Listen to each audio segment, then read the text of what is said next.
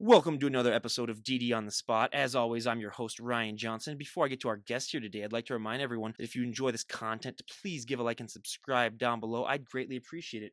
We have Sarah Grace on the podcast. She's an IFBB figure pro. She's also, believe it or not, a credit analyst and attorney. We talked about it before. You would never think that, a credit analyst or attorney would be a bodybuilder, so that's interesting in and of itself. She's coming to us all the way from hot Orlando, Florida, which, I would swap spots with her any day of the week. But most importantly, she's our current guest. Sarah, thank you so much for being on. Thank you for having me. Absolutely. So why don't you give us a little bit of a backstory on what inspired and what motivated you to get into shape and, really adapt that healthy and fit lifestyle? Yeah, so I probably started going to the gym when I was around 22 or 23. I had just got out of college, was starting to work. Like growing up, I always did dance. I tried out a couple team sports, it wasn't my thing. But I stuck with ballet and jazz and stuff like that throughout middle school and high school. And so I wasn't in the gym, but I was doing something active. And so when I was in my early 20s, I just wasn't naturally thin anymore. And so I started going to the gym just to stay lean, no other expectations. And hired a trainer because I didn't know what the heck I was doing. Started to develop a little bit of definition, and I liked it. And I was still pretty skinny, or very skinny, because I look back on pictures now and I'm like, wow. Just lean, green. I'm 5'9", so there's a lot of length for the muscle to put on. I'm 6'3", so I completely understand that. Yeah, it's tough for the tall girls to put on the same amount of muscle. It's anyway. So probably I was lifting for a few years, and I went to law school. I was working in accounting at a law firm, but then went to law school, and it was stressful, to say the least. A lot of my classmates, were going out and drinking, which was fun. We lived in New York.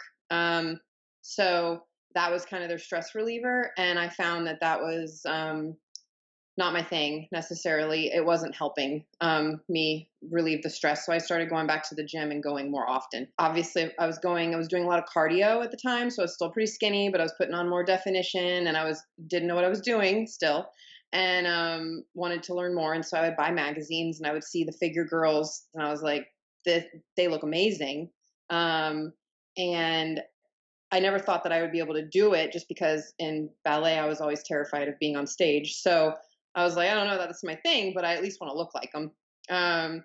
So I was just doing that. And then eventually, people started asking, hey, do you compete? They'd see me in the gym, and I was like, no, but maybe I should try it. So finally, after I graduated from law school, took the bar exam, I was back in Florida. Once I was able to afford it, I did my first show, which was 2015. And I thought I was going to be terrified and hate it and never want to do it again. And the first show, I was like, this is awesome. When can we do this again? I had so much fun. So that is awesome. We love hearing, everyone's own personal story, but you kind of talked about it a little bit earlier, and I love to bring it up because it is probably my favorite stereotype to bust. And like you said, you were, a little bit, you were like lean when you were starting to go to the gym. Did you have that fear when you got started that a lot of women have, but I always say it's been getting better the last 5 years of Instagram, but did you have that fear that so many women have, where if they touch one weight, they're just going to, hulk out and put on 50 pounds of muscle? And even if you didn't have that fear starting out, I bet you hear that all the time. What do you like to respond to that by? Because it's one of those myths that, it's gotten a lot better, but it's still unfortunately around for a lot of women.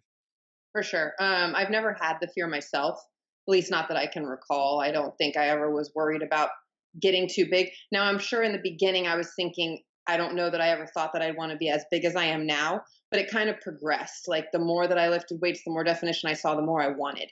The more muscle I wanted to put on. I wanted bigger quads. I wanted bigger shoulders. I wanted a wider back. And, it just kind of developed over time. I don't think I necessarily ever pictured myself being the shape that I am now, but I love it. But yeah, a lot of my girlfriends will, and just women I know will tell me, I just want to tone. That's the key phrase. I just want to tone. And that's, you can do that. You can do that lifting weights and doing cardio and eating right. And you don't have to get to my size. I've been lifting weights since 2008. So it's been 11 years. And, you don't put on this size overnight. And also, I wouldn't have this size if I wasn't eating right and taking my vitamins, every day and getting the sleep that I need. And, there's so many steps to it. So just lifting the weights didn't give me the shape that I have. So there's, they go in and they want to lift some weights and do some cardio and eat a proper diet, you can, stay with that lean frame that they may desire that just has a little bit of definition. I couldn't agree with you more with that. I mean, that's one of those things that I just love to bring up, and I mean, it takes me into. I always like to tell a story of when I was going to the gym and getting bigger and stronger in college. One of my really good friends, she came up to me and she said, Ryan, I've seen that you've made these changes and you've had these results, and I want to go to the gym with you, but I'm afraid I'm going to get like too bulky. And then I told her, I said, look, the amount of weight that you carry in your purse weighs more than most of the dumbbells in the gym. I mean, she had a really heavy purse. I was like, that thing is bigger than most of the dumbbells, and you're not getting an ounce of muscle from lugging that thing around 24/7. And she said, like you're right. That's really really true. So then when she went in there, just the myth goes away, and then she really really enjoyed it. So it's one of those things where it's just about just like with a lot of fears, just giving it a try and then seeing how you like it. And that's if there's one thing I can talk about this entire podcast, it's that. Just give it a try with anything in life. But probably the biggest thing that I love to talk about, especially with the women, because it does impact them so much more than the men, is the confidence boost that it gives you. Some guys, they walk into the gym like they already own the place when they haven't even been there before. That's just the way some people are. But with women especially, just that confidence boost that it gives. Could you sort of tell us how that confidence boost has helped you in other aspects of your life? Because I always like to say that confidence boost is one of those things that you can take from the gym and apply it to everything in your life. Absolutely. I'm more comfortable in a room of strangers, and I'm able to. I'm single, and so a lot of the time, and I've been single and I'm 34, so I've been single most of my 20s, off and on, and so I've learned that I have to do a lot of things on my own if I want to do them if my friends aren't available, or my family or what have you. And so I had to network a lot as an attorney.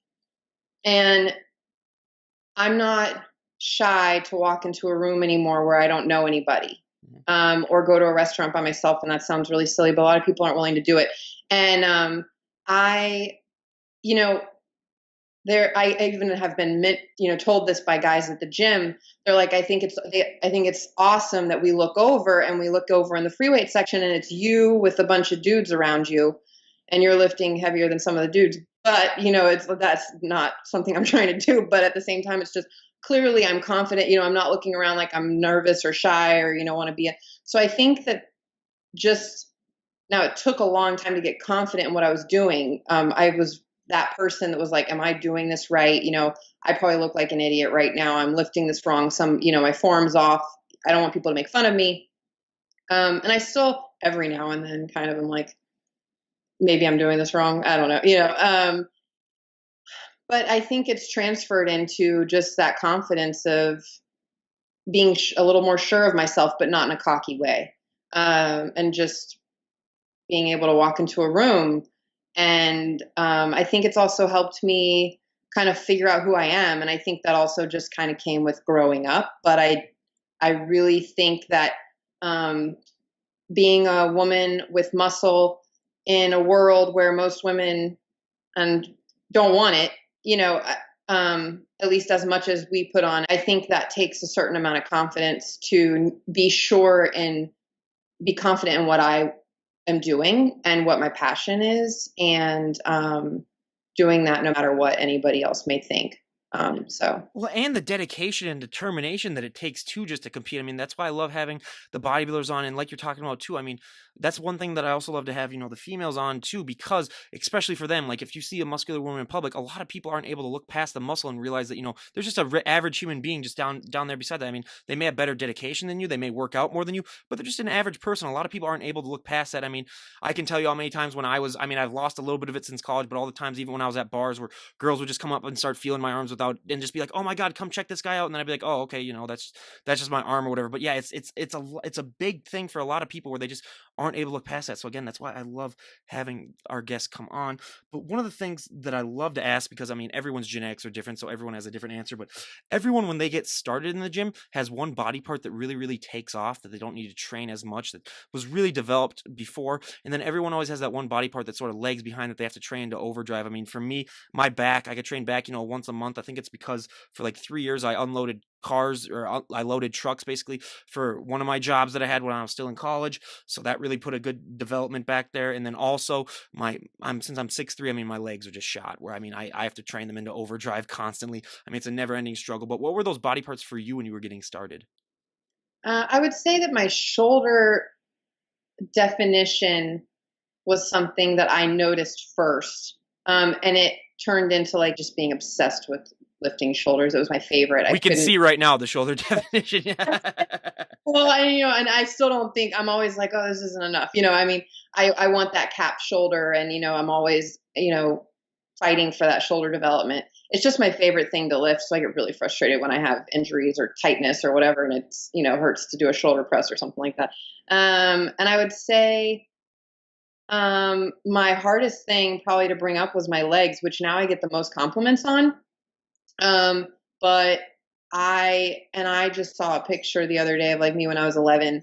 I was just like, I had the longest, leanest legs, and there was no muscle. And now I do remember getting some muscle definition. It's taken a lot to bring them up to what they are now. Yeah, I mean, I always say I used to be sort of like a stretch too. I mean, I had that pitcher's body where you just got to be long and lengthy and lean. So yeah, I totally, totally understand that. But how long into, starting to work out before you finally decide like, hey, I should really do a bodybuilding show? This is something that I'm interested in. How many years did that take?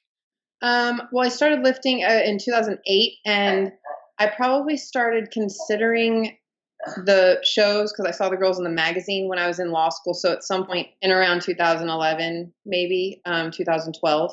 So 3 or 4 years. Oh yeah, that's always awesome to have that extended time, because we've had people that come on, they touch one weight and then 6 months later they want to compete in a show, and it's like, hey, you gotta might want to hold up a little bit and just put on a little bit more muscle and work out. So it's always nice to have that break. But one of the things that is never really talked about, I don't think, that I love to bring up, because if you were to talk to the general person, they just don't understand that just to be able to get into shape to go into a prep for a show takes so much hard work and dedication and determination.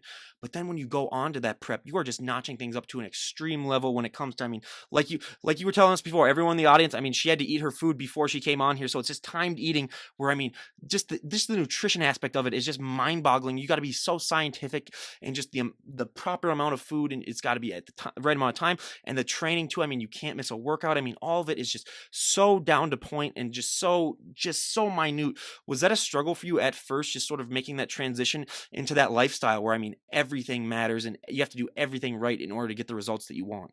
For sure. Yeah, it was. I would say my first two preps were a struggle. I was still living with my parents at the time. I had moved back from New York to Florida, and wasn't sure where I'd end up. So I was staying with them, and they weren't on prep. So they were still buying treats, and my niece and nephew would be over. And so my mom would have cookies at the house, and, you know, just and I gave in. I wasn't, I cheated on my diet every now and then. It wasn't obviously as much as I normally would. Like I was, for the average person, but it would just fuel this guilt, because you just want to do well, but it's like the cravings, it's the mental struggle that's so tough. Because I loved going to the gym. That's why I did it, so that wasn't a problem. But the mental aspect of the diet is the hardest part.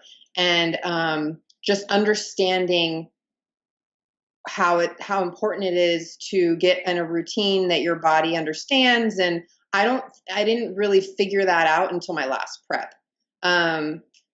So I went through 3 preps, and I would say my third one is when I, for the first time, didn't cheat on my diet. That fourth one was where I really figured it out, from different tips with, one of my friends is a pro bodybuilder. He gave me really good tips. My coach, of course, who I've been working with from the beginning, and it kind of just came together. But it took, that was 3 years into it. Yeah, and well, I always like to compare it to, sort of being like a mad scientist where it's just so much trial and error where you're just trying to concoct the right thing that works for you, that, I mean, it takes so much time and dedication. And that's one thing I love to bring up, because not that many people realize that. But I also love to say, I mean, if you were to poll the general public, you would get such a small singular percentage of people that would have the courage to go up on stage in a bikini basically and pose in front of people. I mean, it takes a lot of drive, it takes a lot of determination. Was that a struggle for you at first to sort of work up that motivation and work up that energy? Or was it a thing too, because like you said, said you were at a dancing background, and we've had plenty of dancers on the show too, where they say, like that background really, really helped them. But was that a struggle for you at all, sort of getting that courage to go up on stage in front of people? It was terrifying for me because, like I said, like, yeah, I was a dancer, but I hated the recitals. I hated being on stage in front of people. I had more fun in class just practicing and dancing and learning. So I was terrified. I was shaking like a leaf for sure. But I did 3 classes at my first show. I did the novice class, I did the open class, and then they had a master's over 30, and so I was 30 at the time. And that's the other things. I started a lot later than some girls do. Um, so I I guess by maybe the second or third time I went on stage for the next class, I was doing a little bit better. And after prejudging was over, it was a natural high. So, but I mean beforehand, and I still get nervous as all get out, like before going on stage. Yeah. I can't imagine what that must be like. So that's why I always love to ask that question, because that to me is just so inspiring and just so motivating, just to have people that are willing to do that. And I mean, one of my favorite questions to ask, I mean, as you can see, I'm one of the palest people you'll ever meet in your entire life, being from the upper Midwest. Yeah, I know the sun does not shine so much down here, but I always like to say, I mean, I've never been tan a day in my life. I either get, farmer's tan, which, let's be honest, that's not a real tan, or I just get burnt to a crisp. What is that experience like with you putting that tan on? Because we hear so many people, I should say, talk about, how they see muscles that you never even knew that you ever had. I mean, everything really seems to pop out. What is that experience like for you when you get that tan on? I love it because I am with you on being the palest person, which makes no sense since I'm a born Floridian. But my skin color just doesn't. I'm like you. I either burn or I'm pale. Like I've learned, and I had a skin cancer scare at one point, so now I don't do tanning beds. I don't do anything. And I've embraced being pale. It's fine. So when I get to get tanned for stage, I love it. Of course, it in person looks insane when we have all the coats on, but I love it. Like you said, it just you're also carving up and water depleting and doing all those other things for the stage. And so with the tan though, and everything's popping and you're seeing your hard work pay off. And I like the tan part. Well, and I always say probably the biggest negative that I hear from so many people though is that you basically have to be like a statue. I mean, you can't sit down, you can't really touch anything, you just basically, have to just be like, you can't really do anything. I mean, you have to. A lot of people talk about how they bring their own bed sheets because you don't want to, ruin that. So that's the one thing that we get a lot, but it does make everything look good. So that. You just gotta find what work. Like, I mean, once it dries, you're pretty good. I know some people don't do this, but I wear long sleeves, loose long sleeves, and loose so that I don't. If I accidentally knock up against something, it's not going to mess up the tan as easy. And I have learned you bring your own bed sheets just so you don't mess up the other ones. But it's just part of the process. Yep. So Well, and yeah. like I say, more credit to the bodybuilders out there, because just to be able to go through one of those things, not even the prep, just putting that tan on. I mean, a lot of people would be like, "Nope, I'm done. Like, this is too much for me." But to be able to go through all that, I mean, but now the one thing that I think so many people just never get, that I love to talk about on this podcast, because if you were to ask people what they think would be the hardest thing for these competitors, I don't even know if anyone would ever answer this, but for so many people, they don't realize that for these competitors, for a lot of them, posing is the hardest thing. I mean, it's harder than your training. It's harder than your dieting. For so many of these people that I have on, I'd say for probably about 90% of the guests that I have on, they say posing is the hardest. Because I always like to compare it to, I mean, you can be a great driver. You can never be a perfect driver. You can be a great poser. You can never be a perfect poser, because it's always something that's always ever evolving. What has your experience with posing been like, and how has it sort of evolved for you? Has it gotten easier for you as time has gone on? Yeah, it's gotten easier. And you're right, it's always evolving. I practice. I try to at least hit my poses once a day, even if it's just like in the mirror real quick while I'm getting ready. And so it's not all in heels and my suit and all that stuff, but I do a weekly check-in video where I actually hit all my poses with the heels on, practicing.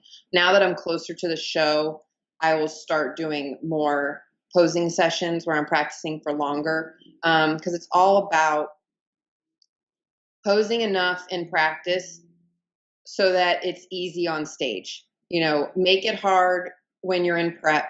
Do it over and over and over and over again until you know, it's just automatic. You're just turning and hitting your poses.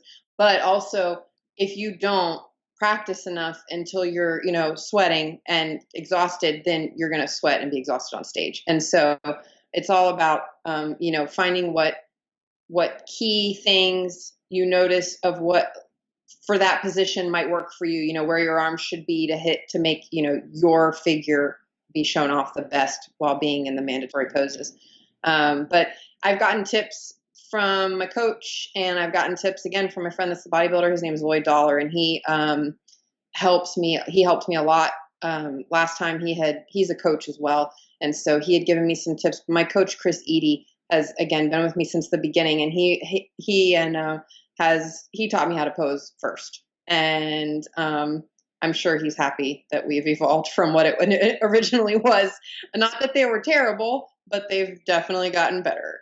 So yeah. Yeah, and well, then like you brought it up too. Like I always like to say, for a lot of these compares, posing is a workout in and of itself. I mean, just the amount that you do when you're trying to get everything to look right. I mean, it just takes so much hard work, and it's something that I mean, like we both said. I mean, you can never get it perfect. You always, there's always stuff that you have to work on just to be able to get that the best look possible. But out of your figure poses, what is your favorite pose to do, and what is your least favorite pose to do? My front pose used to be my least favorite, and now it's my favorite. And that's the thing is your body evolves as you know, gain muscle or get leaner or whatever. And so you kind of have to adapt your posing as your body adapts. So I used to hate my front pose, and now I love it. My least favorite is our quarter turn to the side. It's just difficult to get to. I feel like I'm sure it looks fine. I mean, I've never gotten necessarily told that it's not wrong, but I just don't feel like it's my best, and I'm always picking on myself with that one. But I love our model turns. I love the back pose. So it's really just that mandatory quarter turn to the right and to the left. It's like just it's just not my favorite. Well, and I always say if I ever competed, the back pose would be my favorite just because that's the one time you don't have to be smiling and you can just kind of, suck out your gut or let your gut hang out just a tad, little bit where, I mean, they're not really looking. So that's the one time you can be like, oh my God, I can relax. Because another thing that people don't realize to me is that, you have to make it look nice. I mean, if people were able to like grunt or like grit or grind their teeth up, I mean, people would do that. So, I mean, that's one of the hardest things that we hear as well. But now, I mean, I made a mistake the last time I asked this because the girl's from the South, but with the experience with heels, I mean, did you have enough experience, early on where the heels weren't that much of a detriment to your posing? So they're really tall. And as a tall female, I don't wear a lot of big heels. I had worn tall heels before that were wedges, so they had that platform, and they do have a platform, so they're not awful. It was definitely I used to wear them a lot more, walking around the house and stuff to get used to them, and it just is what it is now. I've learned that I do best if I don't put them on until the last minute. I know some girls like to have them on earlier to kind of get used to them and what have you, and they'll practice more in them backstage. I don't put my heels on until like we're going out on stage, but I practice in them, as I said, throughout my prep. So I actually just got a new pair for this show, so I'm a little excited. But I did try them on; they're actually more comfortable than my old ones, so that'll be something new to play with. And as far as the posing though, with the heel, as far as my quarter turns and everything, it's like it's all about making what I think is the worst my best. So it's just forever Yep. practicing. Yeah, and that's an answer that we hear all the time. But now the answer that I ask, for every single guest that I have on, whether they be my bands or my bodybuilders or just anyone that I've had on. For my bands, I always like to ask, what is that experience like? Performing live. What is that thrill like? Performing in front of hundreds to thousands of people, and that also applies to the bodybuilders I have on. What is that feeling like for you when you get to step on stage and show off all of that hard work that you've worked months upon months to achieve? Yeah. We're not on stage for very long. So it's months of hard work for not very long on stage. Now, if the comparisons last a little bit longer than we are on stage for a while, I was on stage for quite some time in first callouts when I won my pro card. And it's exhausting, which is what you practice for, those moments where you're holding those poses for a long time. So that was kind of nice because I was like, well, at least I was on stage for longer, I worked hard for that. But yeah, it's not very long. So you really have to, as quick as it is, you really have to take it all in, and because it's going to be over before you know it. And then you're like, okay, months of hard work, and that now it's over, before, yeah. So That, it's I should say, is the number one thing when I started talking to bodybuilders where I was like, that is just how they put in all that work for like the 30 seconds that they might be on stage or whatever like that. It's like that, and that to me just mystified me where I was like, I do not, that's like a special type of human being that's willing to do that then for the 30 seconds that you have on stage. But yeah, I mean, and that's just so amazing. But I always love to ask, what was that experience like when you won your pro card? Because for anyone out there who isn't familiar with bodybuilding, I mean, winning your pro card is usually the highlight of many of these guests that we have on, just because that is the affirmation that they receive. That, I mean, all that hard work and all that dedication that they put in has really worked, and I mean, they're able to compete at pro shows. What was that experience like for you winning your pro card? the best. I mean, I've told people since then that, and some people won't understand it, but I consider it my best achievement thus far in my life. And I graduated law school, passed the bar exam on my first try. I mean, and those sorts of things, people would think would be their greatest achievement, or getting married or having children. And I'm like, I won my pro card. It is literally my best achievement thus far. And it did not sink in. It took like some time for it to sink in. I was unable to sleep for a few days. I was like waking up at 5 a.m. and I was wide awake. And that was after going to bed at like 2. And I was functioning perfectly fine, but I just was on this natural high that I wasn't really sure what to expect when it happened. And it took a while to sink in, but I was just on another level. I was on cloud nine, as they say. But it made 2018 probably my best year yet. Yeah. Yeah, and that's so great. And I always love to ask, I mean, how did that change your training and how did that change your outlook? Because I mean, when you're about to win your pro card, I mean, you go from being a big fish in a little pond to a little fish in a huge pond. How did that change your training where you're like, okay, I'm really going to need to notch this up or to crank this up a ton, because if I'm going to compete with these girls, I mean, the way that a lot of people look when they get their pro card, I mean, you're probably going to finish last in a pro show because everyone is just so much more leaner and so much more muscular. What was that adjustment like for you? I really think that I achieved a pro look to win my pro card. So if comparing what type of physique was winning figure shows, um, our goal is to achieve the same look or better at my pro debut and in my pro debut season. I only took 3 months off. I wasn't off, but you know what I mean? Eating more and not being on prep. So I didn't really have a lot of time to necessarily like make any huge changes, but I chose to do that. I could have taken a year off, but my feedback was just to kind of add muscle maturity and add overall depth. Well, that's going to come with time. But there wasn't like one specific area that I was told you really need to bring that up or bring that down.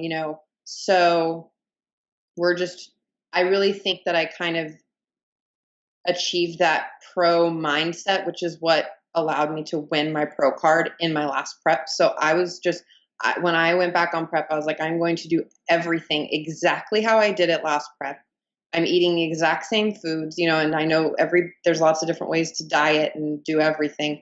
But what worked for me last year is what I'm doing exactly the same thing this year. Just maybe with a even better mindset as far as my focus. So Well, and I gotta say, some people can, pull off that pro look when they win their pro card. And looking at your photos, yes, I do believe you do, but I just say that because the general majority of people don't. But yeah, some people just have that look down where they're like, yes, I can go at the pro show. And honestly, I mean, we think that I personally think that you're gonna do great. But one of the fun questions that I love to ask: what is your go-to post show meal? oh, okay. So it's usually a burger and fries. But every time I am like craving all of this stuff leading up to the show. And the second the show's over and I'm allowed to have all of it, I want something completely different. So, my, yeah, I did a burger and fries, but I also like got some other appetizers and stuff. But pancakes is another go to. I always have like the next morning, always want pancakes. It's my favorite. I Actually, I that's I good right now. always say if I ever competed, I would just rent out a Five Guys that night and just pay them like $1,000 and say, okay, here's what's gonna happen. Either I'm gonna Yep. pass out, I'm gonna start throwing up, or I'm gonna die. But I'm getting my money's worth, and I would just pig out. I mean, that's what I would do. But now, probably the most important question that I ask on this podcast, because it's also, like I've said for a few other questions, but it is one of those things that is not talked about really at all, I don't think. And the general public, I think, needs to realize that before they get into, working out, is that a lot of people don't realize that these people, when they have dieted down and they've gotten to their stage look, that is not a sustainable look. You are not going to be able to look that way 365 days out of the year. I mean, I have so many people come up to me and just say like, hey, I really enjoy your podcast, but I was just, or a lot of my friends, and they're just like, hey, I enjoy your podcast. I was just surprised because with all these people, the way that they work out and the way that they dedicate, like, I'm just surprised that they don't look like that 365 days out of the year, that people aren't able to realize that that is not a sustainable look. Was that a struggle for you at first, sort of realizing all this hard work that I put into it, I am not going to be able to look this way, all year round, and I am going to have to put on weight? Right. Yes, and it still is. Post show struggle of adding size when you are so lean. And I think I got better this time, but I certainly still realize it's an issue. Um, I also had a shorter off season, so really didn't really have time to get necessarily any bigger. But um, you have to just realize that, especially as a female, our bodies need body fat in order to function properly. Our hormones and everything you'll ruin your metabolism long term. You can do a lot of hormonal damage. And so it's just necessary to have a certain amount of body fat. So realizing that you have to separate the two, you have to really appreciate and love your body in all times of the year. So yeah, I think it's just a matter of being smart with your choices when they call it reverse dieting. When you're coming out of a show, don't, try not to binge eat, and just do whatever you want and just go off diet, because your body has to, take the time to increase your carbs and all that stuff, and get your treat meals maybe a little more frequently to, hit those cravings. And it's just important to keep it all in perspective and realize if you want to do it long term, you have to do it right. I mean, I couldn't agree more with you with that. And I always compare it to, I mean, like starting a business. I mean, you need to spend money to make money. You need to put on weight if you want to gain more muscle. I mean, it's just one of those things that, I mean, it has to happen. So again, I mean, and that's a thing that, if I could bring anything out of this podcast, is that to just make people realize it's like these competitors, they're not looking at 24/7. A lot of times people might run into a bodybuilder in their day-to-day life, and they might not even know that they're a bodybuilder just because they're in their off-season mode where they look like they work out, but that's like, oh, they don't look like they'd be able to compete. So yeah, it's just one of those things that I love to talk about. But now we go into a tangent because, I mean, this is the first credit analyst attorney that we've had on the podcast that's a bodybuilder. So what made you want to become an attorney? Is that something that you always wanted to do? Or was that just something later on in life that you said like, hey, that would be a cool thing to be? A little bit of both, I guess. I really enjoyed government, the class in high school. And I entered undergrad as a political science major. But I missed numbers. I was always a math girl. So I switched my major to finance and graduated with a finance degree from University of Central Florida. And I went into accounting. That kind of just fell into my lap through the job fair. That's not necessarily what I was searching for, but I was searching for finance or accounting, just not tax accounting.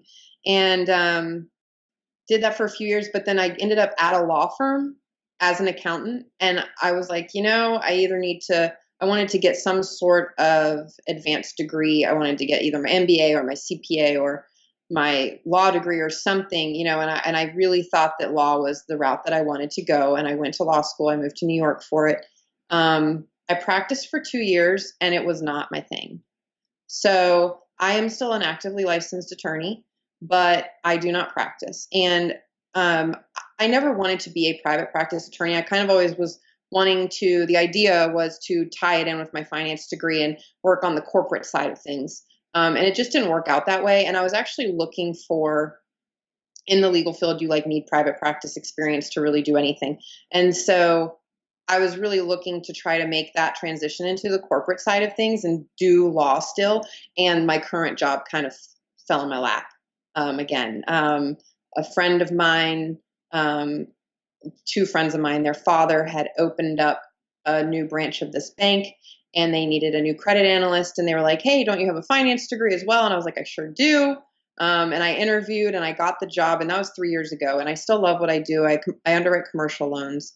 And, but as I said, I'm still actively licensed. So I still use some of my research skills from law school, but I do not practice at this time. So. So are you one of the few bodybuilders that we have on the show that actually enjoys like tracking macros and like figuring out what percentage this is of that because you're so into numbers? Is that something that you actually enjoy doing then, like finding out like how much this has and how much that has and the numbers aspect of competing? Yeah, anything with numbers is I enjoy. I Yeah. was gonna say that must make it a little bit easier because we have some people where they're like, "Oh my god, I just hate tracking my macros," but it's something that you need to do. But we finally have someone that enjoys it, so I mean, that makes it. I I, mean, and that must make just a huge difference for what you do. And also, I mean, how are you able to balance those two things? Because like I've said before, I mean, that is one thing that if you were to talk about a credit analyst, you would not suspect a bodybuilder, and it is like you said, it's a full time job. So how are you able to balance those two lifestyles because they're vastly different? right. So it's really all about making what you want to do a priority. A lot of people are like, I don't have time, but I wake up. Right now, I'm doing trying to get everything out of the way in the morning. So I wake up around 4 a.m. and hit the gym when it opens and get my lift in and get my cardio in, and then I'm at work. Um, I am lucky that I work at a bank. Um, bankers hours and bankers holidays are pretty sick. So we get those extra federal holidays off. That's nice. But I am lucky that I also work in the back office where I don't have customers coming in all the time. So it's complete. All my coworkers are very understanding of my lifestyle, and also they all eat throughout the day anyway. But I'm able to eat all my meals when I need to eat them, no questions asked. So my job very con- um, is very conducive to the lifestyle of bodybuilding as far as getting stuff in like that during the day, getting my water in, getting my meals in. But it also, if I have to work out after work, I don't have kids, so I do have my dog, and so I do have to worry about letting him out and going to the gym and then coming home and being with him because otherwise he's alone all day and he can't be.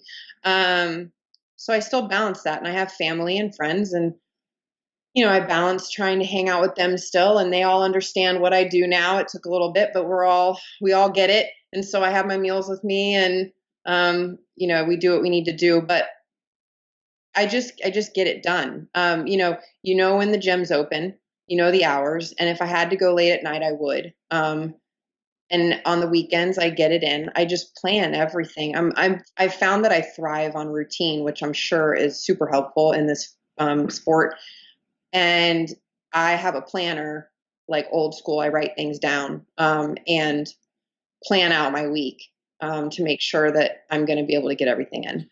Yeah, So I mean, just the dedication and, like I said, the amount of time management that you must have is just so inspiring. Because it's funny. So I work nights, so I usually like work, either some like 4 to 1 or 4 to midnight. So a lot of these times I'm going to bed at like 4 o'clock. So I'm going to bed by the time these people are getting up to work out. And when I'm going to bed at that time, I'm like, okay, I can never get up and just like start working out. So I mean, more power to you on that. So yeah, I mean that just motivates me even more sometimes when I have guests come on and tell me, like you're telling me, like what time you get up to do all this, and it's just I mean, it's just so amazing. But that also brings me into a topic that, I mean, I had the number one sleep excuse me, I had the number one sleep specialist on the planet come on for a podcast. He called me all the way from Oxford in the UK. And first of all, he had one of those British accents where he sounded like, you just listening to him, you gain like 10 IQ points.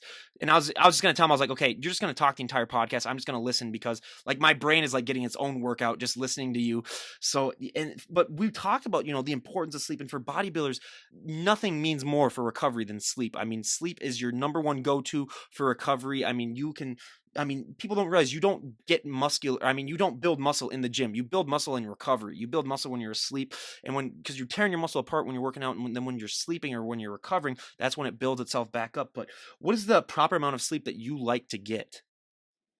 for my body, I've learned 7 to 8 hours is my key. If I can get 9, that's awesome. But getting 7 hours during the work week is my goal, and getting 8 or 9 on the weekends is my goal. Not always successful at that.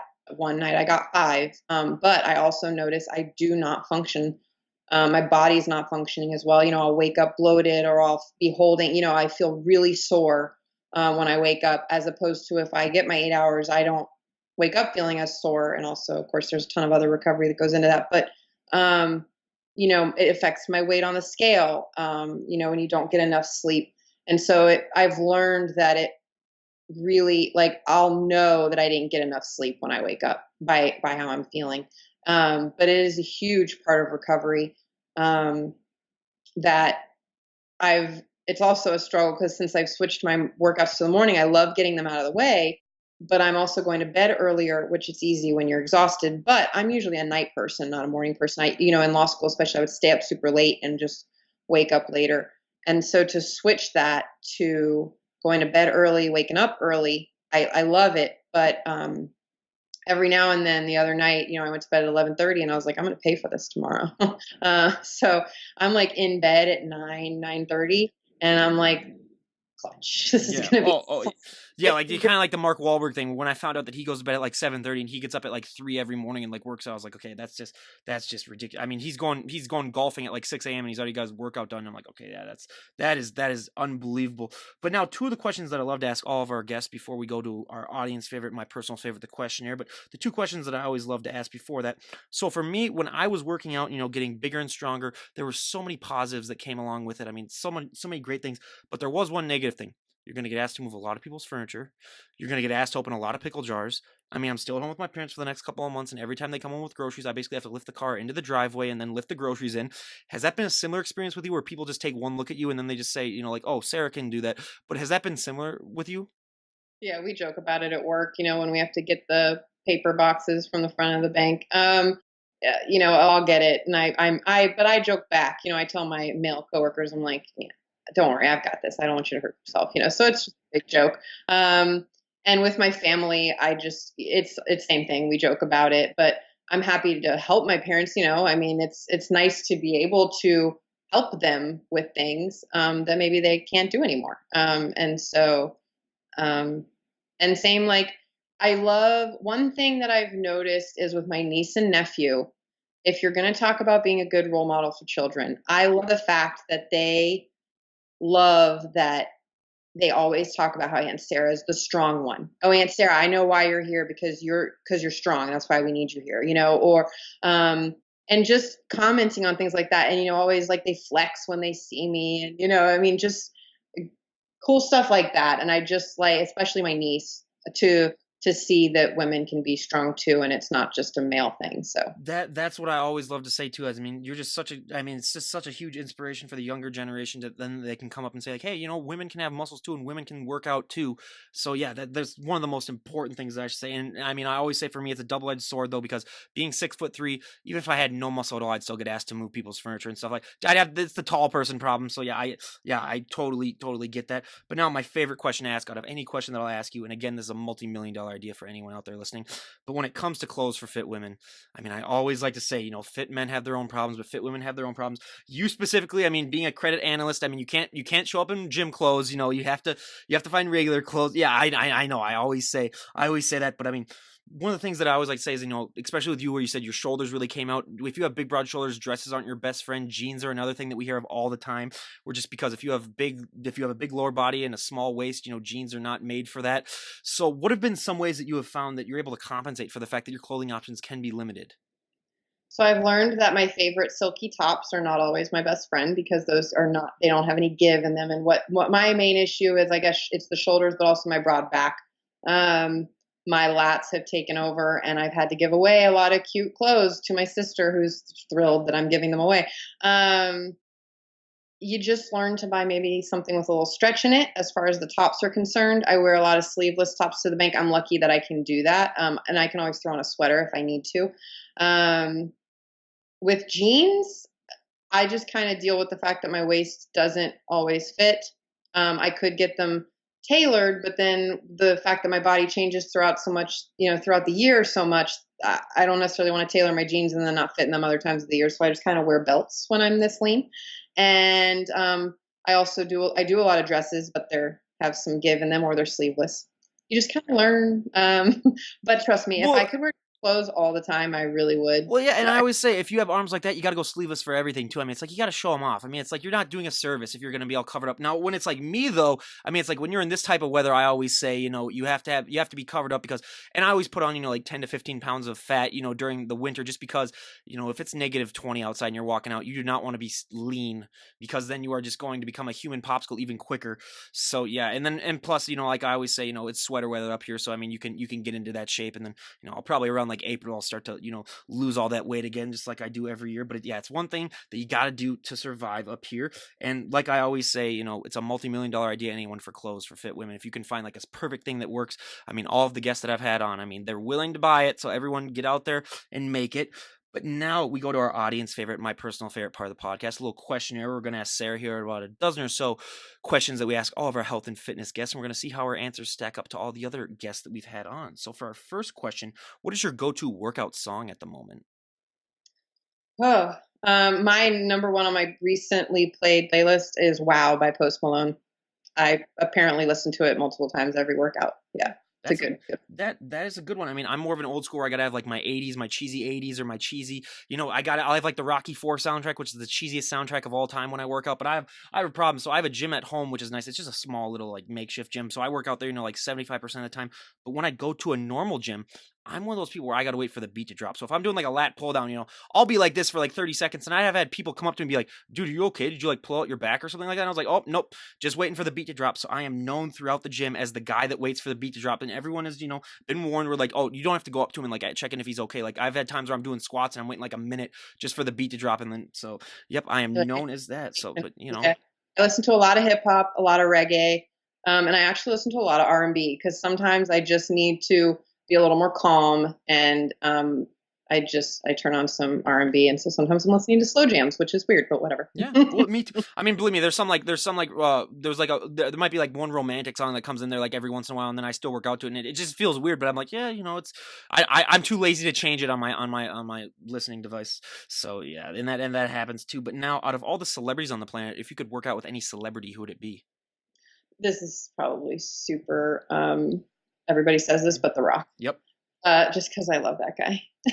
95% of our answer has been The Rock. It's gonna get to a point where eventually I'm just gonna give up and say like, other than Dwayne The Rock Johnson, if you could work out with any Yeah, celebrity, but I'll take The Rock just because yeah, he's that's. so Mhm, disciplined, and he just like he respects our sport, mhm. and the support that he gives our sport, it makes you just love him even more. I love his movies. I mean, I just love everything that guy does. He's great. I love some of his movies. We can be honest. Some of his recent movies are crap, but but yes, I love a lot. I like a lot of his movies, and yeah. Some are better than others, but everybody has them. Oh yeah, yeah. And well, now my answer is always Arnold, just because it's Arnold. But I'd love to hear him yell at me in his Austrian accent, like in the gym. That would make my day. But yeah, Dwayne the Rock Johnson by far, yeah, is our most popular answer. So, what is one item that you always need to have in your fridge at all times? Um, well, see if it's a prep, I guess, because I'm on prep. It could be Um, we can do on prep and then off prep if you want to. yeah, so on prep, I mean, it's just I eat the same foods every day for meals 1 through 6. Like meal one's the same, meal two's the same, meal three's the same. So I've got all my pre-made food that I make, every 3 to 4 days. So that's boring. And I'm not really using a lot of condiments right now. I haven't. Usually, I'm using a lot of mustards, and those will be in my fridge. And I have them in my fridge, but for some reason, this prep I haven't had them yet. So, in off season, I have Reese's in my fridge. That is just a nice little treat. There's actually some in my fridge right now. I just can't eat them. And that's just like this nice little treat that lasts forever in the fridge. And so I would say that's why if you're gonna say like a treat, in my fridge at all times, yeah. Well, I do have to say, believe it or not, the most shocking thing I ever learned from this podcast is when I first learned that mustard was a thing that bodybuilders used because it's zero in calories, zero in fat.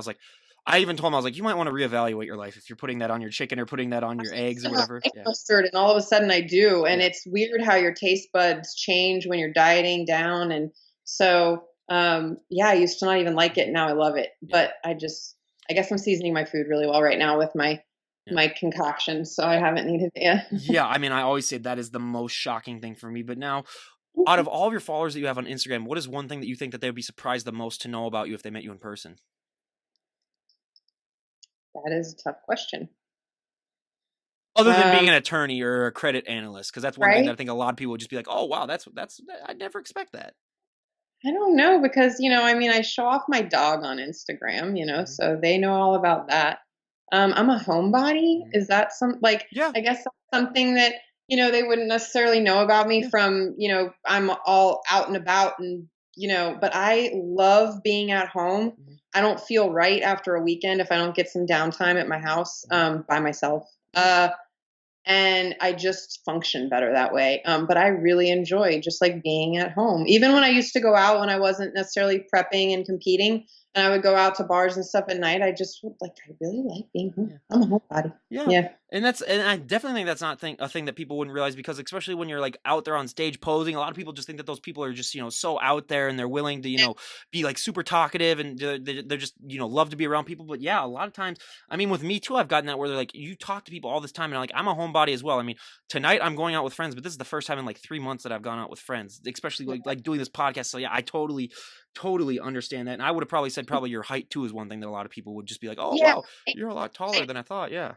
I do get that because people will say, "Well, how tall are you?" And I say 5'9", and they're always shocked. And I'm like, I guess it's not obvious from which Yeah. I guess because I know I'm tall, I Mhm. assume it's obvious. But yeah, Yeah. I'm 5'9" and a quarter if Y we're going to be yeah. specific. And I've always been tall. I was 5'2" in like Mhm. sixth grade. I Yeah. just um. So yeah, I am a Yeah. tall girl. I'm tall, and it's when I was in NPC, competing in amateurs, it's like tall class. It's like no, I'm just always a tall Yeah. class. Just No, put me yeah, in. yeah, if I'm being honest too, I'm 6'2 3/4", but I round up. So, you can round up if it's 3/4. But yeah, that's definitely an answer because a lot of these competitors too are like 4'11" or like 5'1" or like 5'2", and you don't realize that because the photos that they take, you're like, oh, you're like 5'6", 5'7", and they're like, nope, I'm really short. So that's definitely a thing that we hear a lot. But now, if you were given the all-knowing power to change anything about the sport of bodybuilding, if they came up to you and they said, you know what, Sarah, you can change one thing about this sport and everyone will go along with it. What is one thing that you want to see changed? Hmm. Um. I would say the politics, but at the Mhm. same time, like it is what it is because it's a subjective sport. Although we have criteria that we're supposed to meet, it's still a judge Mhm. judging you, a judging panel. So I get, I guess I'd like people to maybe talk less about the politics because it kind of is what it is. Um, just embrace it and do your best. Like I've just, you know, adopted this mindset, and I know a lot of competitors do. It's like you just have to bring your best and hope for the best every show, and bring a package that you're proud of. And in the end, that's excellent. But obviously, you're trying to meet the criteria that you need to meet in order to win, and that's always the goal. Mhm. Um, but yeah, I don't know off the top of my head though. I can't Yeah. really think of. I just really enjoy. Um, the sport. Mhm. So it's Yeah. just fun. Yeah. Well, yeah, and I totally understand that because I mean the politics too. Like I said, there's politics in every sport. I mean, especially being a baseball pitcher and dealing with some of these umpires. I mean, you see all the politics there too, where it's like they have different strikes. I mean, so yeah, it is Right. honestly just one of those things where it's like, and plus, everyone can agree if you show up looking a certain way, you're gonna win based on almost any judge. I mean, if you show up and you're just really good, I mean, a lot of it though too is judging. Where I mean, some judges might think might be a little preferable of other body parts. I mean, we've had a few judges show up and then they or come on the podcast and they've talked about what that's like. But a lot of the times, like if you show up and you've done all of your hard work and you've done everything, I mean, there's nothing more. Excuse me. There's nothing more you can really do. So that's what I And always say. Just aware of the politics, and it's okay to acknowledge that they might hmm exist, but um for people to blame them too much, I think is kind of a cop out. Like cuz I it really depends on the situation. It's hard to like blanket that over the whole sport. You know what I mean? Cuz sometimes maybe it was politics, but um you just have to come back and just bring your best the next time. hmm You can't change it. Like you said, my dad was an umpire my whole life, Oh so yeah. he was a softball umpire. hmm Yeah, so you're right. It's every umpire has. My friend was a catcher growing hmm up, and she always would talk about the different umpires and their different, hmm who they liked and who they didn't like, and Yep. so it just Yep. 100%. But now moving on the questionnaire, if you could go back in time and talk to the 18-year-old version of yourself, what would be the best piece of advice you would give her? mm, 18. I didn't know what I was doing at Mhm. 18. I had started off at University of Tampa. and I transferred back to UCF. And I knew that I just like I wanted to like live somewhere other than Orlando, Mhm. so I had moved to Tampa, and then I came back to Orlando. Yeah. Um, I just didn't really know who I was or what I wanted to be. I would just tell myself to be more confident in who I was at that time. I think I lacked some confidence when I was 18. Just because I didn't really know what I was looking for. That I mean, that's the same exact answer for me. I mean, you couldn't have put it better yourself for me. Now, if you could only do one workout for the rest of your life, what would it be? And also, what is your least favorite exercise to do? Favorite exercise would be lateral Hmm. raises, just because it's shoulder Yep. exercise, and I love working I was those. gonna say that's probably gonna be it. Yep. Yeah. Least favorite, I don't really dislike Hmm. any, I guess, squats, but not because I don't like doing them, just because I tend to am really tight in the hips. Hmm. And so it's just like harder for me I'm not one that can just squat super heavy. It's something that I'm always forever working on. Um, so, but I don't dislike them. I guess if anything, it just pushes me to be better at them. Yep. Um, but I love working legs too. So I don't know. Chest is my least favorite Mhm. body part to work out, just because I don't care. I only do it to stay balanced. Mhm. So, but I don't dislike it either. I Yep. mean, it is what it is. Mhm. It's fun to improve on every Yep. body part that I work out. Yep. I couldn't. Yep. I mean, that's the same with me. And now our last question of the questionnaire: what would you say is probably the biggest misconception that your family and your friends or just the public in general has about female bodybuilding? They think we like starve ourselves. Hmm. I get told all the time. It's like, well, are you eating enough? Or you're dieting all the time. And I think the word diet is a bad negative connotation. I think people think that that's a bad thing. But it's just my diet is what I eat, and I actually eat very healthy, and I actually eat quite a lot, probably more than most people, Hmm. even right now on prep. And so I think that's it. I think people think that I starve myself, and I'm like, well, I can't grow muscle if I'm starving myself. So it's like, it doesn't work. It doesn't work Hmm. that way.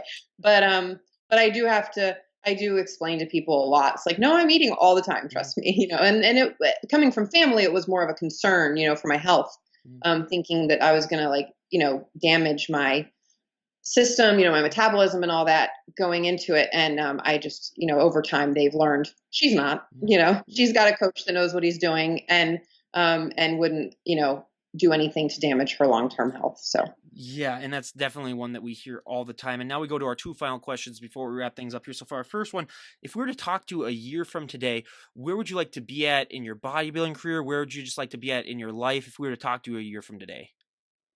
year from today, as far as my life, I hope I'm still at my same job because I really do enjoy it. With bodybuilding, because this is my pro debut season, obviously I have big goals for myself. Yep. I want, every bodybuilder's goals to get to the Olympia. And I know it's possible as a rookie. So I would say that's my goal. So in a year, I hope that I can tell you that I've been to the Olympia. But, if not, then I hope that I just had a really successful pro season that I am proud of and prepping for the next one. And honestly, I think you're going to do great. And we wish you nothing but the best of luck. And everyone, go and give her a follow. Leave a link to all of her stuff down below. Now, lastly, is there anyone that you would like to give a shout out to? Yeah, there's a couple people. So my coach is Chris Eady, and like I said, I've been with him from the beginning, 2015. He promotes a show here in Florida, and he's also a coach and a bodybuilder himself. So he's awesome, and I wouldn't be where I am right now without him. My friend Lloyd Dollar, like I had mentioned him earlier, just because he is just really helpful in my preps and in off season, just with really good bodybuilding advice and kind of keeping my head in the game. Um, Nice source of inspiration. And so then also my sponsor, who I actually just signed with this week. So it's a really exciting time. It's called CryoNext Integrative Healthcare, and they're here in Orlando. It's a chiropractic office that really focuses on innovative healthcare approaches for recovery. And so, I know we talked about sleep being a big part of recovery, but one thing that athletes I sometimes neglect, and I'm guilty of it, is not stretching enough and not foam rolling enough and not taking care of yourself, massages and different types of body work, not necessarily chiropractic adjustments, but so many different types of therapies that help you recover, help speed up the recovery, and allow you to get back in the gym a little faster and train even harder because you're not having all your issues that you may have been having. So they are really focused on just bringing different types of therapies. And their motto is superhuman optimization. So they're all about, just helping you recover and be the best athlete you can be. But they also help everyday people that have auto accident issues or knee pain or all the typical things that you might think of a chiropractor's office for. But they've worked with the Eagles and they've worked with the Crimson Tide and a couple other people too. So that they have their big thing is their cryotherapy sessions. Oh, yep. And so they have this mobile wellness unit that they can take places, and the Crimson Tide and the Eagles I know have some of their cryotherapy units and use that. So have you done the cryotherapy yet? I have, and it's awesome. So when you were talking about being freezing earlier, it made me laugh because when your body fat's lower, you obviously get colder faster. And so cryotherapy, I just tried it for the first time a few weeks ago, and it is like insane the natural endorphins that you get afterwards, but I feel like it's really helped my body, like overall muscle soreness, relieve that. And it's a pretty cool experience. It only lasts 3 minutes, so it's a quick in and out. Like if you don't have time for a lot of therapy that day, it's a really good thing to do. Just jump in and jump out. I really enjoy it, and I'm really excited to work with them. So they're going to support me through my journey this year, and will hopefully, make me even better because they're going to keep my body right. Yeah. So well, absolutely. And again, everyone go and give them a follow. Then I'll leave a link to her sponsor stuff down below. I mean, I really, really recommend, especially if you can, just to do cryotherapy, because we've had so many guests come on and talk about it, and it seems like something that I would want to do too. So I will probably end up doing that with one of these things, and then I will let everyone else know. But again, everyone go and check them out. Also, go and check Sarah out. I mean, just looking at some of her photos on Instagram, you're going to realize like, hey, I need to get off the couch and stop eating these Twinkies. Go into the gym and get in better shape. And again, Sarah, thank you so much for coming on. I really, really appreciate it. It was great to hear your story, and we wish you nothing but the best in all of your future competitions. Absolutely. Well, this is Ryan Johnson, D on the spot, signing out. Have a great day, everyone.